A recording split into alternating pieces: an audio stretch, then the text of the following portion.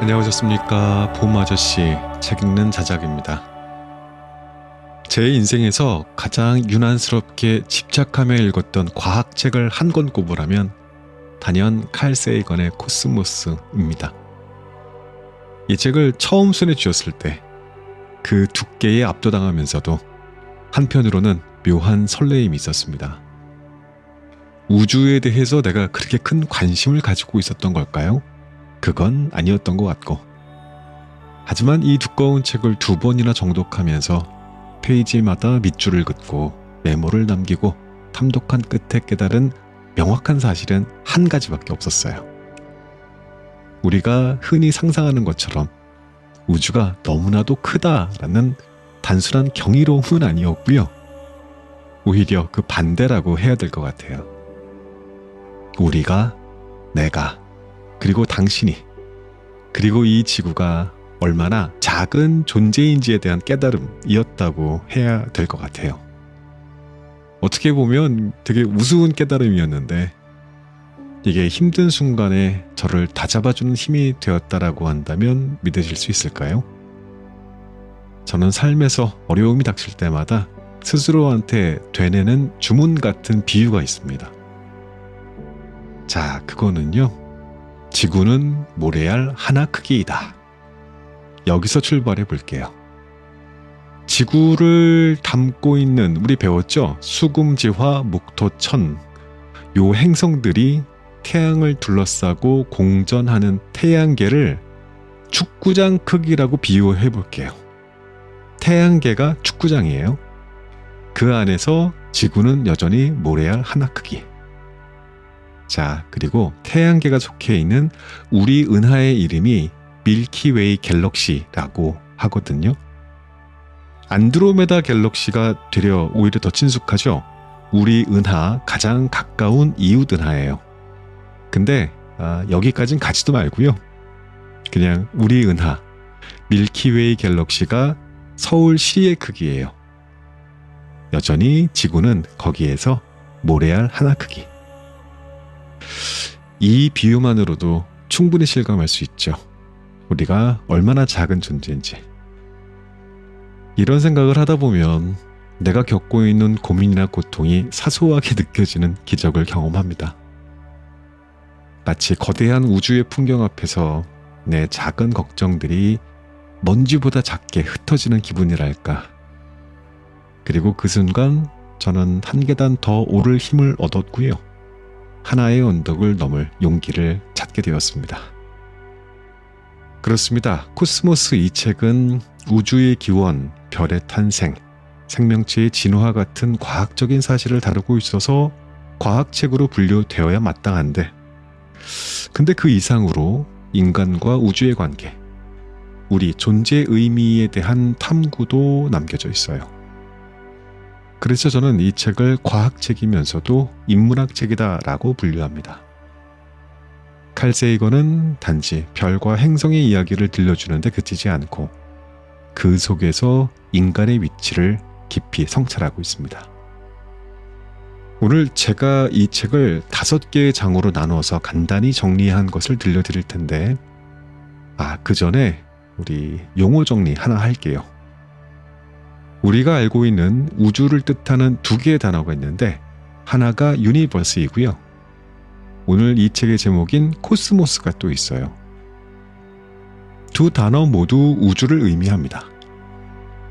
유니버스는 물리적이고 과학적인 관점에서의 우주 자체를 말하고요. 코스모스는 물리적인 그 사실이라기보다는 우주의 질서나 우주의 조화를 강조하는 철학적인 의미를 좀 더 내포하고 있다고 합니다. 그 뉘앙스의 차이가 느껴지실까요? 그럼 지금부터 자작나무 코스모스의 숲길을 같이 걷겠습니다. 기억해 주십시오. 오늘 걸을 산책길은 유니버스가 아니고 코스모스입니다.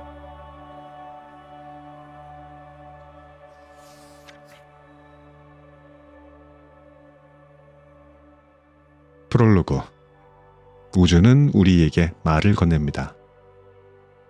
어두운 밤, 고요한 하늘을 올려다본 적이 있으신가요? 도시의 불빛이 닿지 않는 곳에서 순수한 어둠 속에서 빛나는 별들을 바라보신 적이 있으신지요? 그곳에는 아무것도 없는 것 같지만 사실 모든 것이 있습니다. 하늘 위에는 수천억 개의 별들이 떠 있습니다. 어떠한 별들은 수억 년 전의 빛을 우리에게 보내고 있고 어떤 별들은 이미 사라졌을지도 모릅니다. 하지만 우리는 여전히 그 빛을 보고 있습니다. 별은 사라져도 빛은 남습니다. 지금 우리가 바라보는 별빛은 과거에서 온 것입니다. 이 광활한 우주 속에서 우리는 어디에서 왔으며 어디로 가는 걸까요? 왜 우리는 밤하늘을 바라볼 때 가슴 깊은 곳에서 설명할 수 없는 감정을 느끼는 걸까요? 아주 오래전 인류는 처음으로 밤하늘을 바라보며 질문했습니다. 우리는 어디에서 왔는가? 우리는 어디로 가는가? 이 우주 속에서 우리는 어떤 존재인가? 이 질문들은 여전히 유효합니다. 우리는 과거와 미래를 알기 위해 하늘을 올려다보며 답을 찾습니다. 그리고 우주는 그 질문에 오랜 시간 동안 천천히 대답해 왔습니다. 별들은 단순히 빛나는 존재가 아닙니다. 그들은 태어나고 불타오르고 마지막 순간에 거대한 폭발을 일으키며 사라집니다. 하지만 그 폭발 속에서 새로운 원소들이 만들어지고 그것이 먼지처럼 흩어져 새로운 별과 행성을 만듭니다. 그 원소들은 지구가 되었고 바다가 되었으며 결국 우리 몸을 이루게 되었습니다. 우리는 우주가 스스로를 인식하기 위해 태어난 존재입니다. 칼 세이건은 그렇게 말했습니다. 우리는 별에서 태어나 별을 바라보며 별의 이야기를 듣고 있습니다. 그러나 우리는 그것을 얼마나 자주 잊고 살아가고 있을까요? 이 작은 지구 위에서 우리는 사랑하고 미워하고 꿈꾸고 후회합니다. 마치 이곳이 전부인 것처럼, 마치 이 시간이 영원할 것처럼 살아갑니다. 하지만 멀리서 보면 우리는 하나의 작은 점에 불과합니다. 그러나 그 점 안에는 사랑도, 슬픔도, 기쁨도, 고통도, 수많은 이야기가 담겨 있습니다. 우리는 우주의 일부이며 우주는 우리 안에도 있습니다. 그리고 지금 우리는 다시 한번 우주의 이야기에 귀를 기울이려 합니다. 그 끝없는 속삭임을 따라가며 우리가 누구인지 스스로에게 묻는 시간을요. 우리는, 그리고 나는 이 광활한 우주 속에서 어떤 존재일까요? 별들은 여전히 반짝이며 그 해답을 품고 우리를 바라보고 있습니다.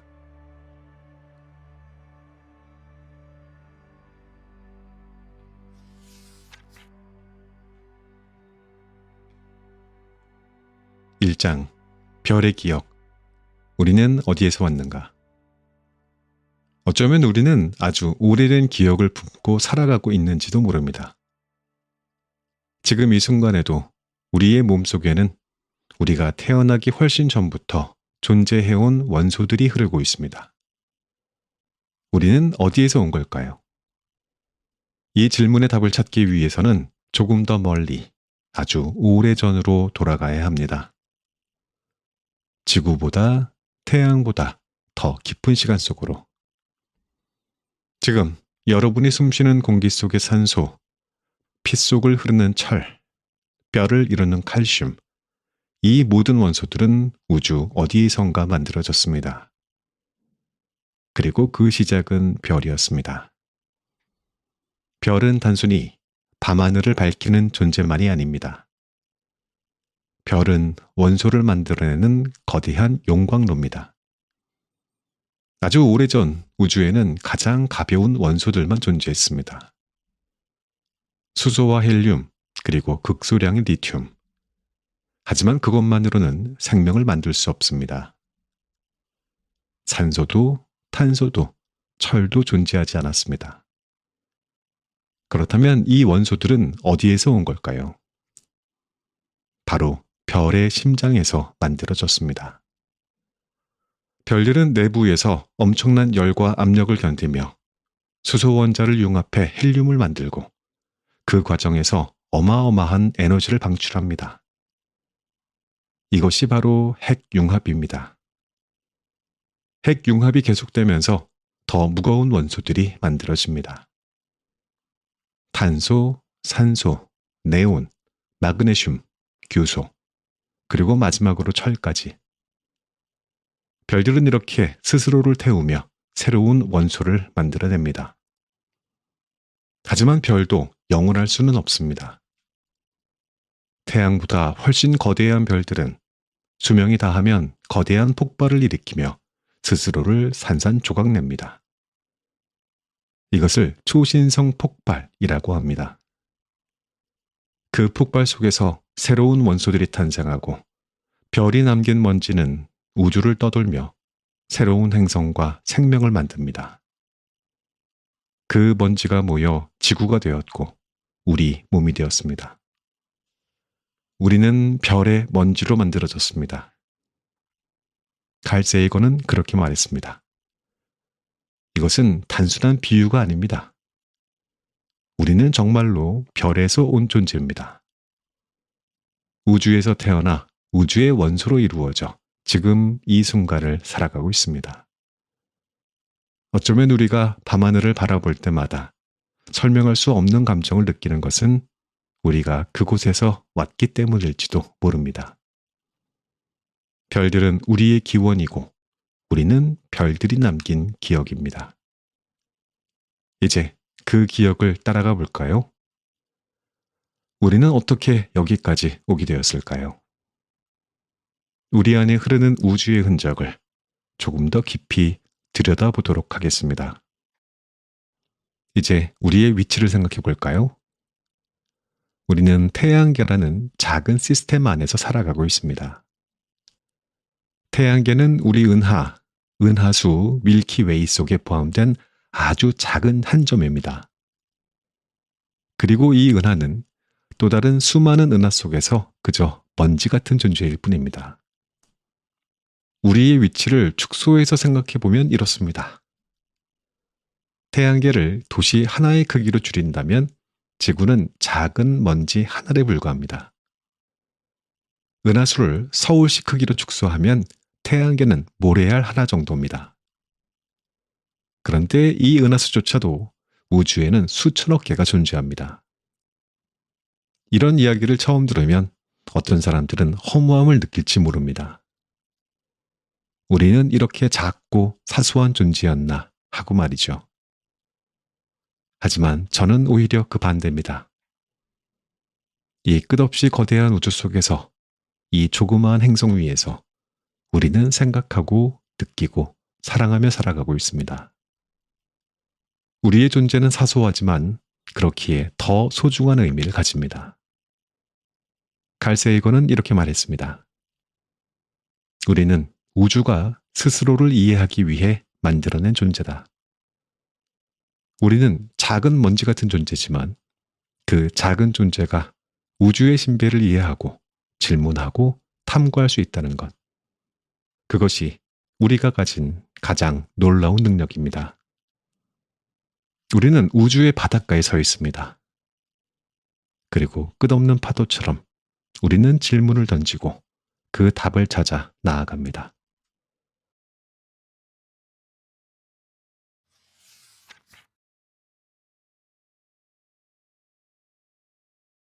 이 장 빛이 들려주는 이야기. 우주를 읽는 법. 하늘의 강들, 우주의 바닷가에 서서 어린 시절 처음으로 밤하늘을 바라봤던 순간이 기억납니다. 그때 나는 너무 어렸고 하늘은 너무 넓었습니다. 끝이 어디인지 모를 정도로 깊고 손을 뻗으면 닿을 것처럼 가깝게 반짝이는 별들. 하지만 조금 더 자라면서 그 별들이 사실은 엄청나게 먼 곳에 있다는 사실을 알게 되었습니다. 우리가 보는 별빛은 지금 이 순간의 것이 아니라 수천 년 전 혹은 수백만 년 전에 출발한 빛이라는 것도요. 그러자 문득 궁금해졌습니다. 우리는 대체 어떤 곳에 살고 있는 걸까? 우리가 있는 이 지구라는 행성은 이 우주 안에서 어떤 자리일까? 그 답을 찾으려면 먼저 우주의 크기를 이해해야 합니다. 우주는 얼마나 클까? 만약 우주를 하나의 거대한 바다라고 한다면 우리는 그 바다의 가장자리에 서 있는 존재일지 모릅니다. 칼세이건은 이를 코스모스의 바닷가라고 불렀습니다. 우리의 눈으로 볼 수 있는 세상은 우주라는 거대한 바다의 끝없는 수면 위에 작은 파도가 스치는 정도에 불과합니다. 그렇다면 우리가 발을 딛고 있는 이 작은 모래톱, 지구에서 우리는 얼마나 멀리까지 볼 수 있을까요? 우리가 보는 모든 것은 빛이 전해주는 정보입니다. 하지만 빛은 한계가 있습니다. 아무리 빠르다고 해도 빛이 도착하는데 시간이 걸립니다. 예를 들어 태양에서 출발한 빛이 지구에 도착하는 데 걸리는 시간은 약 8분 20초입니다. 즉, 우리가 하늘에서 바라보는 태양은 8분 20초 전의 태양입니다. 그렇다면 밤하늘의 별빛은 어떨까요? 가장 가까운 별 프록시마 센타우리의 빛은 지구까지 오는데 4.2년이 걸립니다. 즉, 지금 우리가 그 별을 바라본다면 그것은 4년 전의 모습입니다. 오리온 자리의 가장 밝은 별 베텔게우스는 지구에서 약 600광년 떨어져 있습니다. 즉, 우리가 보는 베텔게우스의 빛은 중세 시대에 출발한 빛입니다. 우리가 볼 수 있는 가장 먼 천체인 안드로메다 은하는 250만 광년 떨어져 있습니다. 즉, 우리가 지금 보는 안드로메다는 250만 년 전의 모습입니다. 그 시절, 지구에는 아직 인류가 등장하지 않았습니다. 우리는 과거를 보고 있습니다. 이 말이 무슨 뜻인지 이해하기 시작하면 우리를 둘러싼 시간의 개념이 완전히 달라집니다. 우리가 하늘을 바라볼 때 우리는 지금 이 순간을 보는 것이 아닙니다. 우리는 항상 과거를 보고 있습니다. 지금 우리가 보는 별빛은 그 별이 아주 오래전에 보냈던 시간의 흔적입니다. 어떠한 별들은 이미 사라졌을지도 모릅니다. 하지만 우리는 여전히 그들의 빛을 보고 있습니다. 그것이 우주의 신비입니다. 어둠 속에서 빛은 길을 냅니다. 보이지 않는 곳을 비추고 잃어버린 기억을 불러내듯 우주의 깊은 침묵 속에서도 빛은 끊임없이 우리에게 말을 걸어옵니다. 우리는 매일 빛을 봅니다. 아침을 깨우는 햇살, 물결 위에서 반짝이는 일렁임, 창가를 물들이는 노을의 그림자. 그러나 우리가 보는 빛은 단순한 밝음이 아닙니다. 그것은 시간이며 메시지입니다. 지금 여러분이 밤하늘에서 바라보는 별빛, 그것은 지금 이 순간의 빛이 아닙니다. 수백 년, 수천 년, 어떤 것은 수백만 년 전의 모습이 지금에서야 우리 눈에 닿은 것입니다. 우리는 현재를 보고 있는 것이 아니라 과거를 보고 있습니다. 우리는 빛을 통해 우주를 읽습니다. 그렇다면 빛은 우리에게 무엇을 말해줄 수 있을까요? 빛은 그저 밝은 것이 아닙니다. 빛은 색을 가지고 있습니다. 그리고 그 색을 분석하면 그 별이 얼마나 오래되었는지, 무엇으로 이루어졌는지, 심지어 우주 속에서 어떤 방향으로 움직이고 있는지까지 알아낼 수 있습니다. 태양보다 뜨거운 별은 푸른빛을 띠고 태양보다 차가운 별은 붉은빛을 띱니다. 별빛을 분광기로 분석하면 그 안에는 우리가 눈으로 볼 수 없는 정보들이 숨어 있습니다. 이것은 마치 한 권의 책을 읽는 것과 같습니다. 별빛이라는 글자로 쓰여진 우주가 남긴 이야기. 붉어지는 빛, 우주의 팽창. 아인슈타인 이후 우리는 우주가 정적인 공간이 아니라는 것을 알게 되었습니다. 우주는 팽창하고 있었습니다. 그리고 그 증거는 바로 빛 속에 있었습니다. 우주 속에서 어떠한 물체가 우리에게서 멀어질 때 그것의 빛은 점점 붉게 변합니다. 이것을 적색 편이라고 합니다. 마치 멀어지는 기차의 소리가 점점 낮아지는 것처럼 빛도 우주를 가로지르며 그 파장이 늘어나게 됩니다. 이 적색 편의를 분석하면 우주의 거대한 팽창 속에서 별과 은하들이 어떻게 움직이고 있는지를 알아낼 수 있습니다. 그리고 우리는 알게 되었습니다. 우주는 멈추지 않고 팽창하고 있다. 우리의 과거는 빛을 따라 흐르고 있으며 우리는 빛을 통해 우주의 미래를 읽을 수도 있습니다. 별빛의 시간여행. 우리가 맨눈으로 볼 수 있는 가장 먼 과거의 빛은 안드로메다 은하입니다. 약 250만 년 전의 모습이죠. 그러나 망원경을 통해 바라보면 우리는 더욱더 먼 과거를 볼 수 있습니다. 허블 망원경은 135억 년 전의 빛을 포착했습니다. 그것은 우주가 태어난 후 얼마 지나지 않은 순간의 빛이었습니다. 즉, 우리가 망원경을 통해 멀리 보면 볼수록 우리는 과거를 보고 있는 것입니다. 빛은 우리에게 시간을 건너 이야기를 들려줍니다. 별들의 탄생과 죽음, 우주의 성장과 변화, 그리고 그 모든 흔적들이 빛 속에 기록되어 있습니다. 우리는 언제나 빛을 바라봅니다. 그러나 이제는 조금 다르게 볼 수 있을지도 모릅니다. 이제 우리는 알고 있습니다. 그것은 단순한 밝음이 아니라 우리가 따라가야 할 시간의 길이며 우리가 읽어야 할 우주의 이야기라는 것을. 이제 그 빛을 따라가 보겠습니다. 우리가 서 있는 이 작은 푸른 점에서 우리는 어디로 가고 있을까요?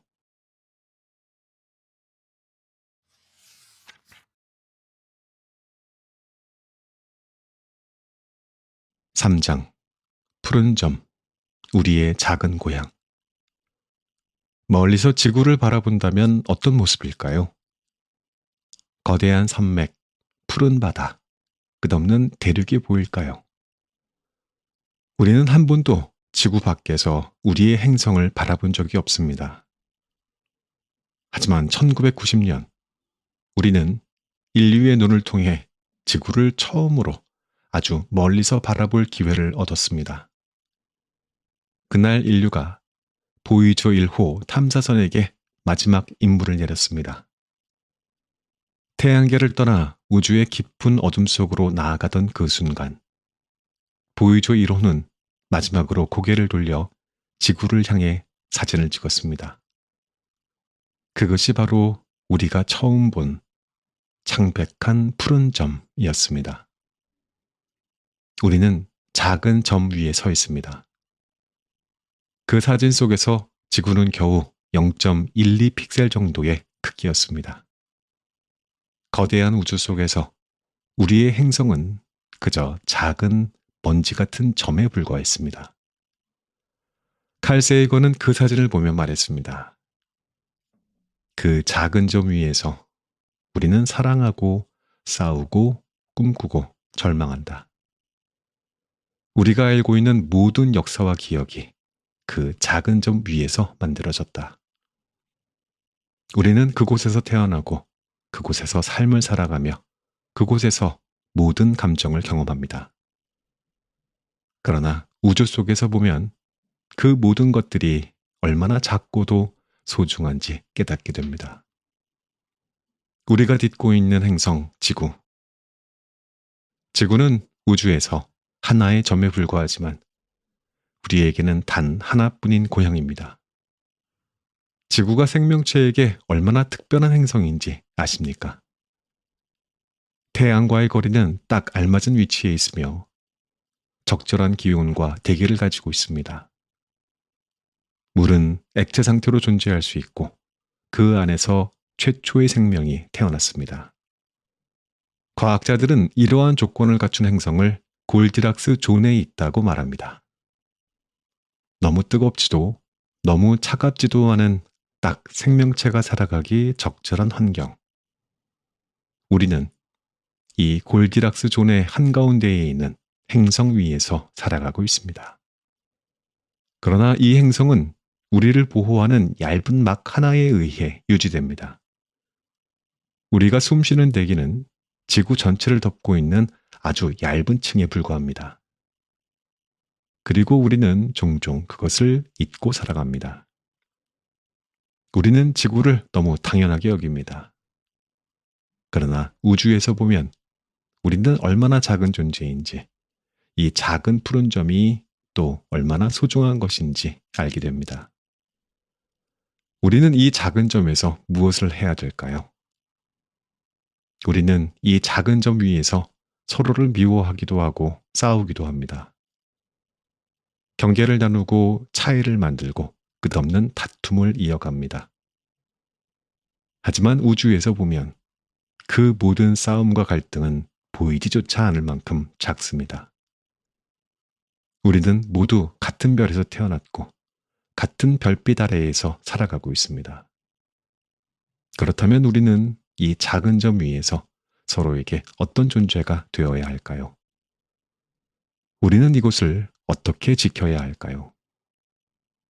우리는 서로에게 더 따뜻한 존재가 될 수 있을까요?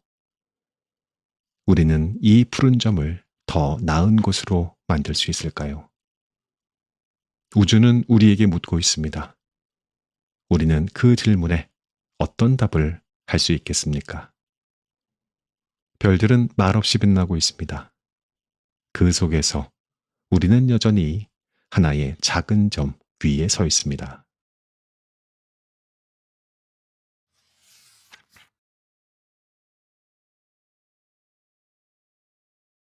4장 우주 속의 고독 그리고 연결.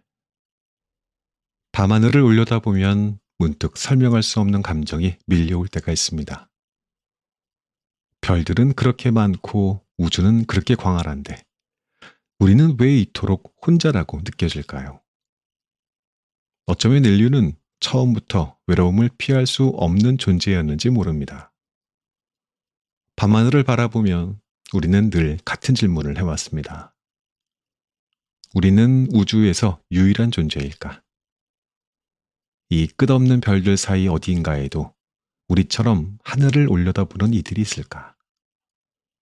그 질문은 아직 대답을 얻지 못했지만 우리는 지금도 계속해서 그 답을 찾고 있습니다. 지구가 생명을 품을 수 있었던 것은 단순한 행운이 아니었습니다. 앞서 이야기했던 골디락스 존, 즉 생명체가 살기에 적절한 거리에서 태양의 빛을 받았기 때문입니다. 하지만 그것만으로는 충분하지 않습니다.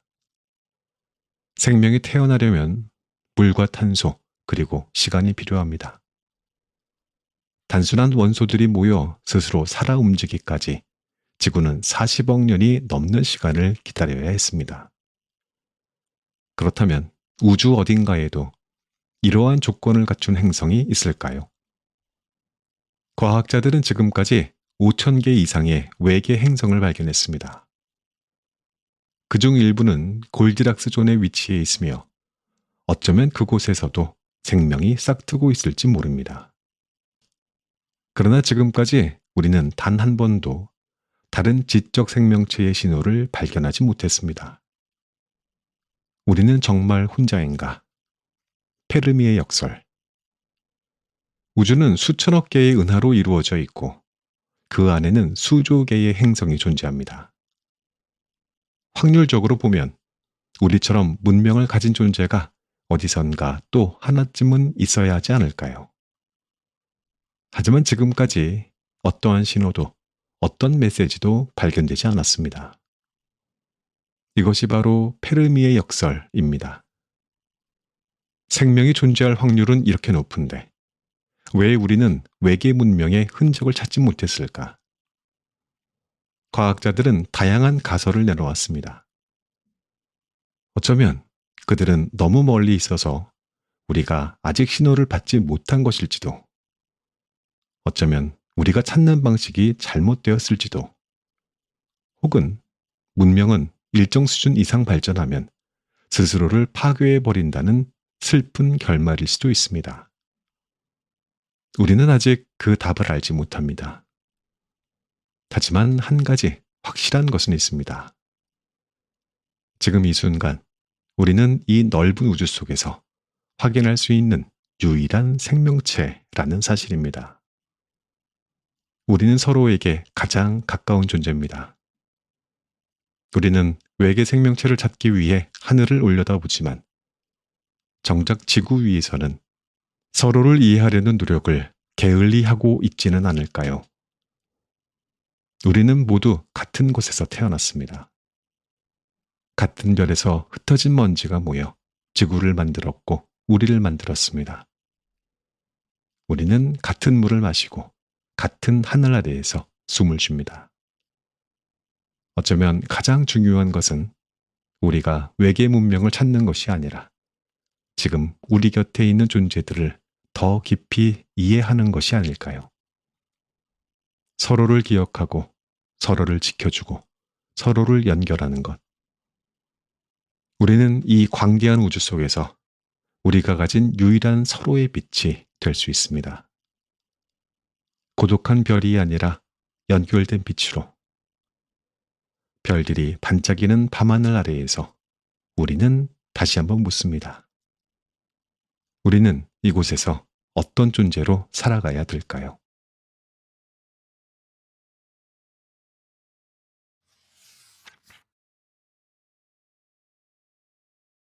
5장 시간의 강 그리고 우리의 흔적.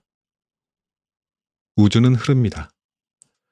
강물처럼 바람처럼 시간은 멈추지 않고 흘러갑니다. 우리의 삶도 그렇습니다. 어제의 나는 오늘의 내가 되고 오늘의 나는 내일의 누군가가 됩니다. 우리는 흔적을 남깁니다. 걸어온 길 위에 지나간 순간 속에 우리가 남긴 말과 사랑과 후회 속에. 그러나 우리는 종종 망각합니다. 우리의 시간이 유한하다는 것. 우리의 삶이 마치 영원할 것처럼 흘러가고 있다는 것. 우주는 시간을 어떻게 기록할까요? 시간은 눈에 보이지 않지만 우주는 그 흐름을 우리에게 가르쳐 줍니다. 어떠한 별빛은 지금 막 태어난 별에서 온 것이고 어떠한 별빛은 수억 년 전 폭발한 별에서 출발한 것입니다. 우리는 망원경을 통해 멀리 보면 볼수록 더 오래된 과거를 보고 있습니다. 그리고 아주 멀리 135억 년 전의 빛이 우리에게 도착했습니다. 그것은 우주가 처음 태어났을 때의 흔적, 우주 배경 복사입니다. 그 빛은 우주의 탄생을 증명하며 시간이 얼마나 광대한지 우리에게 보여줍니다. 그러나 우주에서도 시간이 멈추는 곳이 있습니다. 바로 블랙홀입니다. 시간이 멈출 수 있을까요? 블랙홀은 한때 거대한 별이었지만 자신의 무게를 이기지 못해 붕괴하면서 탄생합니다. 그것은 너무나 강한 중력을 가지고 있어서 빛조차 빠져나올 수 없습니다. 하지만 블랙홀에서 가장 신비로운 것은 그 주변에서는 시간이 느려진다는 것입니다. 만약 여러분이 우주선을 타고 블랙홀 근처에 접근한다고 가정해 보겠습니다. 밖에서 바라보는 사람들은 여러분이 점점 느려지는 것처럼 보일 것입니다. 그리고 여러분이 블랙홀의 가장자리, 즉 사건의 지평선에 도달하면 밖에서 보는 사람들에게는 여러분이 마치 멈춰버린 것처럼 보일 것입니다. 이론적으로 블랙홀 안에서는 시간이 정지할 수도 있습니다. 시간은 절대적인 것이 아니라 공간과 함께 흐르는 상대적인 개념이기 때문입니다. 그렇다면 우리 삶에서 시간은 어떤 의미일까요? 우리에게 남겨진 시간은 우리가 어떤 존재로 살아가느냐에 따라 전혀 다른 속도로 흐를 수도 있습니다. 우리의 흔적은 어디로 가는가? 우리는 시간 속에서 짧은 순간을 살아갑니다. 우리가 살아온 시간은 과거가 되고 우리가 남긴 흔적은 미래로 이어집니다.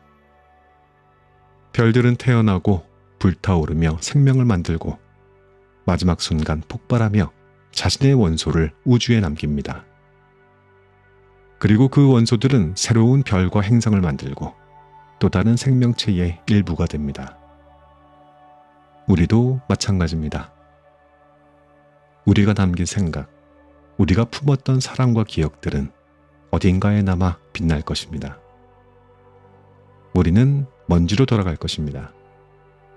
우리는 다시 별이 될 것입니다. 그러나 우리가 남긴 흔적은 어디선가 계속 빛날 것입니다. 별빛처럼 우리의 이야기도 영원히 흐를 것입니다.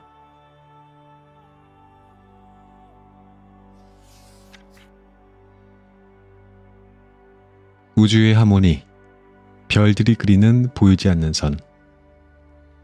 밤하늘을 바라볼 때 우리는 흔히 별이 반짝인다 라고 표현합니다. 하지만 조금 더 깊이 들여다보면 그 반짝이는 별들은 단순히 빛나는 점이 아닙니다.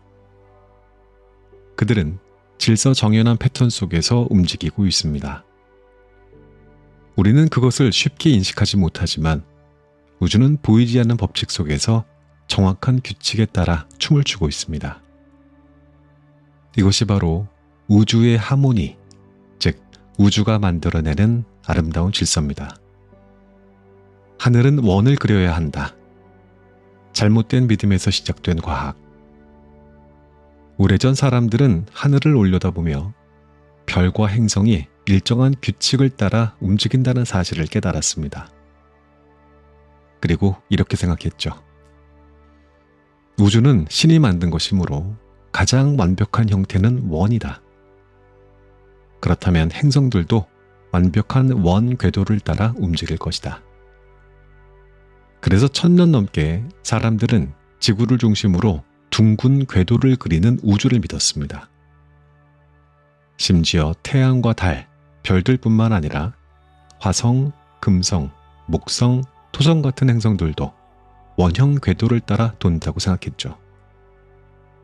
하지만 하늘을 오래 관찰한 천문학자들은 이상한 점을 발견했습니다. 어떤 날은 화성이 뒤로 움직이는 것처럼 보인다. 이게 무슨 일일까요? 행성들이 원을 따라 돈다면 이런 일이 벌어져서는 안 되는데요. 이 모순을 해결한 사람이 바로 요하네스 케플러였습니다. 케플러의 깨달음, 원이 아니라 타원이다. 케플러는 당시 가장 정밀한 천문 관측 데이터를 분석하면서 지금까지의 이론이 틀렸다는 사실을 깨닫습니다. 행성들은 완벽한 원이 아니라 타원 궤도를 그리고 있었습니다. 그는 케플러의 법칙을 발표하며 행성이 태양을 중심으로 어떻게 움직이는지 수학적으로 설명해냈습니다. 케플러의 법칙 1. 행성은 태양을 중심으로 원이 아니라 타원 궤도를 그린다. 태양은 정중앙이 아니라 타원의 한쪽 초점에 위치해 있다. 그래서 어떤 때는 태양과 가깝고 어떤 때는 멀어진다. 2. 행성은 태양과 가까울 때 더 빠르게 움직인다. 행성이 태양에 가까워지면 속도가 빨라지고 멀어지면 속도가 느려진다. 3. 행성이 태양을 한 바퀴 도는 데 걸리는 시간은 궤도의 크기와 관련이 있다. 궤도가 클수록 공전 주기가 길어진다. 예를 들어 지구는 태양을 1년 365일에 한 바퀴 도는데 목성은 12년이 걸린다. 이 법칙은 곧 뉴턴의 중력 법칙과 연결되면서 우리가 행성이 왜 그렇게 움직이는지 이해하는 기초가 되었습니다. 우주는 음악처럼 흐른다. 케플러는 단순한 과학자가 아니었습니다. 그는 우주가 단순한 기계처럼 돌아가는 것이 아니라 하나의 음악처럼 조화를 이루며 움직인다고 믿었습니다. 그는 각 행성의 공전 주기를 숫자로 분석하며 이 패턴이 마치 음악의 화음처럼 구성되어 있다라고 생각했습니다. 그래서 그는 이것을 우주의 음악이라고 불렀습니다. 우주는 단순한 혼돈이 아니라 수학과 음악이 결합된 완벽한 조화 속에서 움직이고 있었습니다. 우리는 그 질서 속에 살고 있다. 우리가 지구에서 살고 있는 이유도 이 우주의 법칙 때문입니다. 만약 지구가 태양을 원 궤도가 아니라 조금 더 찌그러진 타원 궤도로 돌았다면 겨울에는 태양에서 너무 멀어져서 얼어버렸을 것이고 여름에는 너무 가까워져 타버렸을 것입니다. 만약 지구가 케플러의 법칙을 따르지 않았다면 태양계는 처음부터 혼란에 빠져 생명이 태어날 수도 없었을 것입니다. 우리가 이렇게 살고 있는 것은 우주의 수많은 요소들이 완벽한 조화를 이루고 있기 때문입니다. 우리는 그 하모니 속에서 어떤 존재인가? 우주는 질서를 가지고 있습니다. 별들은 혼돈 속에서도 보이지 않는 수학적인 규칙을 따라 움직입니다. 그리고 인간 역시 우주가 만들어낸 질서 속에서 자신만의 패턴을 따라 살아갑니다. 우리는 삶에서 많은 것들을 예측하지 못합니다. 가끔은 뒤로 물러나 있는 것처럼 보일 때도 있고, 가끔은 원하던 궤도를 벗어나 있는 것처럼 보일 때도 있습니다. 하지만 멀리서 보면 그 모든 것이 하나의 조화 속에 있을지도 모릅니다. 우리는 그 하모니 속에 서 있습니다.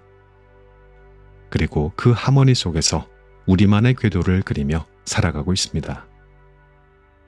우주는 보이지 않는 선을 따라 흐르는 음악입니다. 그 음악 속에서 우리는 어떠한 멜로디를 만들어 갈까요?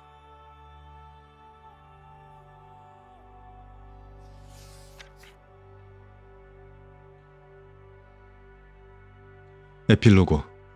우리는 다시 별이 됩니다. 우주는 영원히 흐릅니다. 별들은 태어나고 불타오르고 사라지며 다시 새로운 별을 만듭니다. 그렇게 반복되는 순환 속에서 우리는 어디선가에서 다시 시작될 것입니다. 우리는 우주의 일부입니다. 우리 몸을 이루는 원자는 수십억 년 전 어느 먼 별에서 만들어졌습니다. 그 별이 죽고 흩어지면서 그 조각들은 다시 모여 지구가 되었고 그곳에서 우리는 태어났습니다. 우리는 별의 먼지로 이루어졌습니다. 이것은 단순한 시적인 표현이 아니라 과학이 밝혀낸 진실입니다. 우리는 단순한 육체가 아닙니다.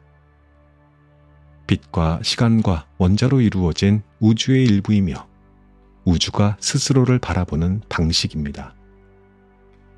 어느 날 태양도 수명을 다하고 지구도 사라지겠지만 우리가 남긴 이야기들은 사라지지 않을 것입니다. 별빛이 먼 시간을 넘어 도달하듯 우리가 남긴 사랑과 지혜도 누군가에게 닿을 것입니다. 우리는 언젠가 흩어지겠지만 그것은 끝이 아닙니다. 다시 우주로 돌아가고 다시 별이 되고 다시 누군가의 삶이 될 거거든요. 우리는 사라지는 것이 아니라 흔적으로 남습니다. 빛으로, 기억으로, 이야기로. 우주가 그러했듯이, 별이 그러했듯이 우리도 그렇게 영원히 이어질 것입니다. 우리는 다시 별이 됩니다.